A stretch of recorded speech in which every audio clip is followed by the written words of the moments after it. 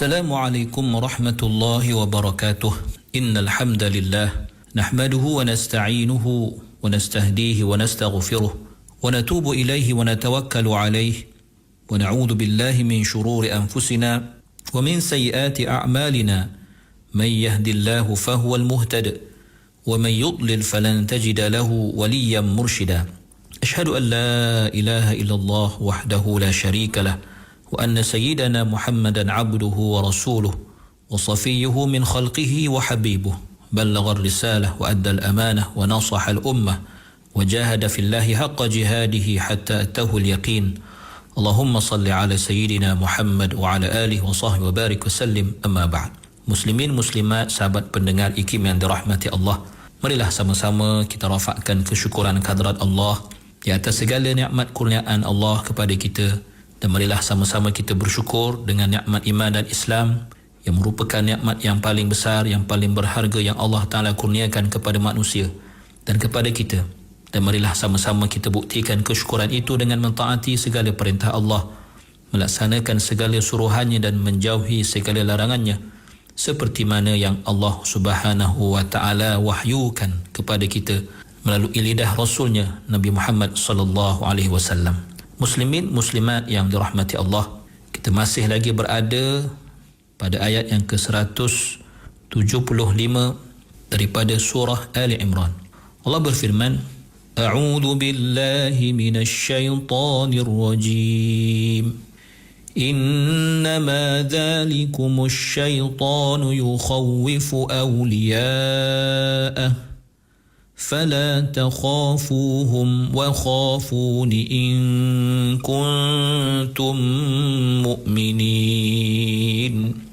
Yang bermaksud, sesungguhnya pembawa berita yang demikian itu ialah syaitan yang bertujuan menakut-nakutkan kamu terhadap pengikut-pengikutnya, iaitu kaum kafir musyrik. Oleh itu janganlah kamu takut kepada mereka, tetapi takutlah kepadaku, yakni jangan cuaikan perintahku jika betul kamu orang-orang yang beriman. Muslimin muslimat yang dirahmati Allah, telah saya terangkan serba sedikit mengenai ayat ini, yang mana Allah Subhanahu wa Ta'ala menjelaskan bahawa konspirasi jahat yang telah dilakukan tatkala peperangan Badar As-Sughra itu, walaupun pada zahirnya melalui tali barut mereka yang mereka hantar khusus untuk menghasut sahabat-sahabat Rasulullah sallallahu alaihi wasallam, sama ada merujuk kepada jamaah ataupun kumpulan daripada Bani Abdul Qais ataupun merujuk kepada Nu'aim bin Mas'ud al-Mujashi'i, tetapi hakikatnya itu adalah kerja syaitan yang cuba menakut-nakutkan golongan munafik atau golongan yang lemah iman yang dipanggil sebagai awliya'ah, sebagai pengikut-pengikut syaitan. Lalu Allah Subhanahu wa Ta'ala menyatakan dalam ayat ini, fala takhafuhum wa khafuni in kuntum mu'minin.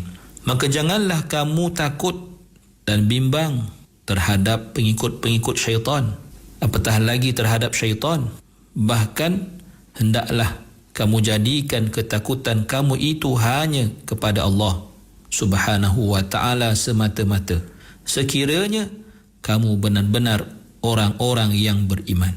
Muslimin muslimat yang dirahmati Allah, maka ayat ini membawa maksud untuk menanamkan keberanian yang sebenar di dalam hati tentera-tentera Muslim, tentera-tentera Islam yang bersama-sama Rasulullah sallallahu alaihi wasallam, para sahabat baginda itu, mengukuhkan kedudukan mereka, memberi suatu nyalaan semangat kepada mereka supaya mereka tidak gentar, tidak takut kepada apa jua yang dilakukan oleh musuh-musuh Allah, termasuklah yang paling utama iaitu syaitan, yang sama sekali tidak akan redha dan tidak akan duduk diam untuk menjayakan kejahatan dan rancangan jahatnya terhadap Rasulullah dan juga orang-orang yang beriman, dan menegaskan pada mereka bahawa iman yang sebenar itu menuntut sikap dan sifat al-khawf, takut hanya kepada Allah dan tidak takut kepada selain Allah Subhanahu wa Ta'ala.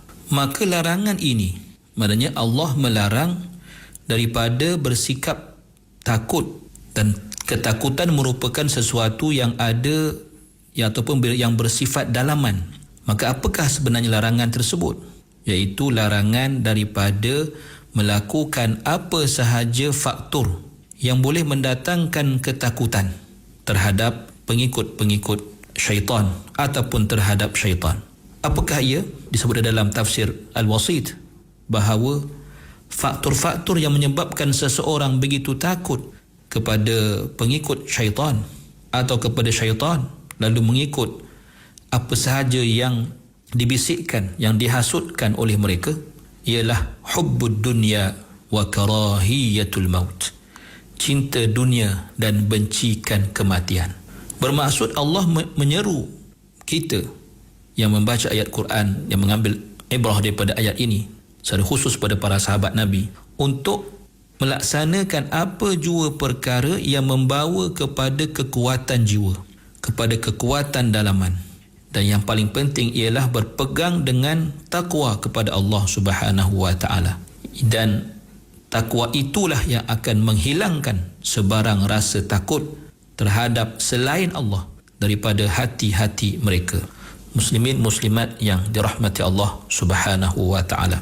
Maka kontra terhadap larangan, terhadap larangan untuk takut kepada awliya syaitan, kepada pengikut-pengikut syaitan. Dan di antara perintah supaya hanya takut kepada Allah Subhanahu wa taala sahaja. Hikmahnya ialah, mana hikmah apabila Allah menggandingkan, panggil muqabalah, membawakan dalam bentuk kontra, iaitu kontra di antara larangan takut kepada pengikut syaitan. Kontranya ialah seruan supaya takut hanya kepada Allah. Maka bentuk perbandingan ini terdapat panduan kepada kita mengenai bagaimanakah rawatan ataupun bagaimanakah ubat untuk menghilangkan rasa takut, menghilangkan rasa bimbang daripada hati seseorang.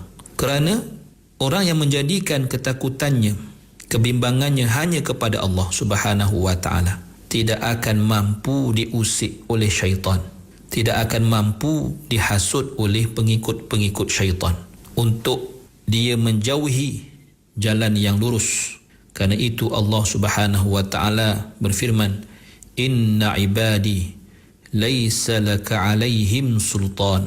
Sesungguhnya hamba-hambaku, kata Allah, tidak akan mampu, wahai iblis, wahai syaitan, untuk kamu mengapa-apakan mereka. Illa manittaba'aka minal ghawin, kecuali sesiapa yang menurutmu dalam kalangan orang-orang yang sesat. Surah Al-Hijr ayat yang ke-42. Muslimin muslimat yang dirahmati Allah. Dengan ini kita melihat bagaimana ayat-ayat Allah Subhanahu wa taala yang telah kita baca telah meninggikan kedudukan orang-orang yang mati syahid, para syuhada, ke satu tempat yang sangat mulia di sisi Allah Subhanahu wa taala, dan menjelaskan bahawa mereka ini adalah ahya, orang yang hidup, bukannya amwat, bukannya orang yang mati. Walaupun zahirnya kita melihat mereka telah mati di medan peperangan tersebut, tetapi hakikat sebenar mereka adalah hidup di sisi Allah, diberikan rezeki, nikmat, ganjaran yang sehebat-hebatnya. Dan kita menyaksikan bagaimana Allah Subhanahu wa taala memuji golongan yang menyahut seruan dan arahan Rasulullah sallallahu alaihi wasallam tatkala Rasulullah menyeru mereka untuk berjihad di jalan Allah Subhanahu wa taala. Mereka sanggup untuk menyahutnya walaupun ketika itu mereka dalam keadaan sakit, tercedera. Kecederaan itu tidak menghalang mereka untuk menyahut seruan tersebut. Mahupun kata-kata hasutan yang dilemparkan tidak juga menjejaskan semangat mereka dan keimanan mereka. Maka dengan itulah Allah redha kepada mereka dan mereka redha kepada Allah Subhanahu wa taala. Muslimin muslimat yang dirahmati Allah. Kemudiannya Al-Quranul Karim membawakan suatu bentuk tasliyah, suatu bentuk motivasi kepada Nabi sallallahu alaihi wasallam berkaitan apa yang baginda lihat, iaitu kekufuran orang-orang yang kafir dan kedegilan mereka dan keengganan mereka menyahut seruan Rasulullah sallallahu alaihi wasallam yang menjelaskan bahawa sesungguhnya kekufuran tersebut hanyalah kembali kepada mereka sendiri keburukannya, kembali kepada mereka sendiri bukan faedah tetapi kemudaratan itu kembali kepada mereka, bahawa Allah Subhanahu wa taala tidak akan membiarkan orang-orang yang zalim sehingga Allah akan membalas dengan balasan yang selayaknya kepada mereka, dan bahawa hikmah bagi Allah Subhanahu wa taala itu, kebijaksanaan Allah Subhanahu wa taala itu tercerna melalui pembezaan. Apabila Allah membezakan antara sesuatu keburukan daripada kebaikan, maka mari kita lihat apa yang Allah firmankan dalam ayat yang ke-176 daripada surah Ali Imran ini.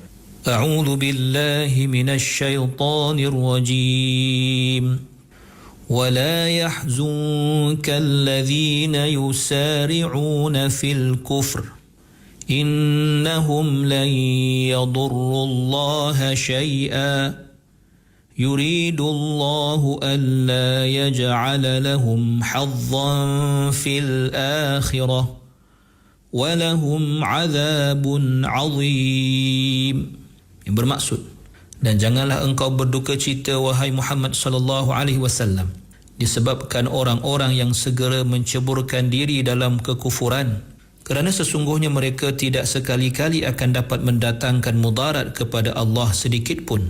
Allah menetapkan tidak memberi kepada mereka balasan baik syurga pada hari akhirat kelak, dan mereka pula beroleh azab siksa yang amat besar. Muslimin muslimat yang dirahmati Allah Subhanahu wa taala. Ayat ini ditujukan oleh Allah Subhanahu wa taala kepada kekasihnya Nabi Muhammad sallallahu alaihi wasallam, dan maksudnya atau temanya ialah untuk memberikan suatu tasliyah, suatu motivasi, kata-kata semangat, dan juga memasukkan rasa ketenangan dalam hati baginda, supaya baginda tidak terkesan dengan apa yang baginda lihat daripada kekufuran orang yang kafir, kemunafikan orang yang munafik, dan kefasikan orang-orang yang fasik. Maka ini bermaksud janganlah hendaknya kamu wahai Muhammad sallallahu alaihi wasallam bersedih, berduka cita.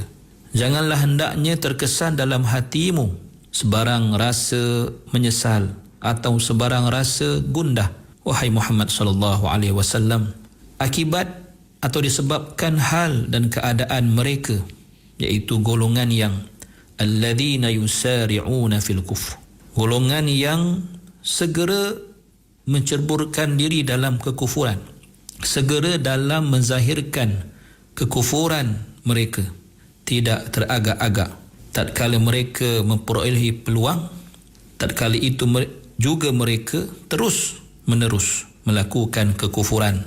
Maka apakah maksud daripada firman Allah Subhanahu wa taala, dan apakah sebenarnya konteks tasliyah yang dimaksudkan?